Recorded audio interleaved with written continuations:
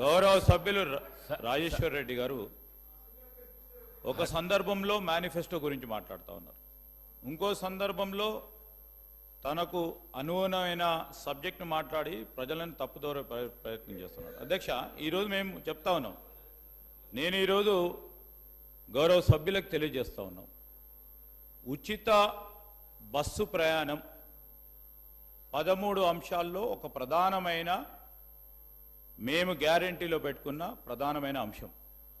నేను వారిని సూటిగా వారిని వారి పార్టీ వారిని కోరుతా ఉన్నాను.